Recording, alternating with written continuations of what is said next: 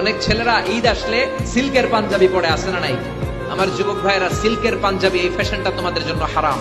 যুবকরা হাতে স্বর্ণের আংটি পরে, গলায় চেইন পরে, মেড অফ গোল্ড, স্বর্ণ দিয়ে বানানো যে কোনো জিনিস ইউজ করা, তারপরে সিল্কের কোন জামা পরা ছেলেদের জন্য হারাম করেছে কে? ছেলেদের জন্য চুরি পরা হারাম করছে কে? ছেলেরা অর্নামেন্টস পড়তে পারবে না, ব্রেসলেট লাগাতে পারবে না, সিল্কের পাঞ্জাবি পড়তে পারবে না, স্বর্ণের কিছু ব্যবহার করতে পারবে না। এছাড়া তুমি তোমার নাভি থেকে হাঁটু পর্যন্ত ঢেকে সব ধরনের ফ্যাশন তুমি নিতে পারো। নতুন একটা ফ্যাশন এসেছে, চুলের এই দুই দিকে একেবারে মাথার সাথে মিলায় চুল কাটে আর এদিক দিয়ে ঘোড়ার মতো রাখা আছে না নাই? এগুলো কোনো মুসলমানের ছেলে এই হেয়ার কাটিং কাটতে পারে না। চিল্লায় বলেন ঠিক কিনা? এরপর ট্যাটু লাগায় অনেকে। ট্যাটু চিনেন? এই ট্যাটু লাগালে কোনো ইবাদত তোমার কবুল হবে?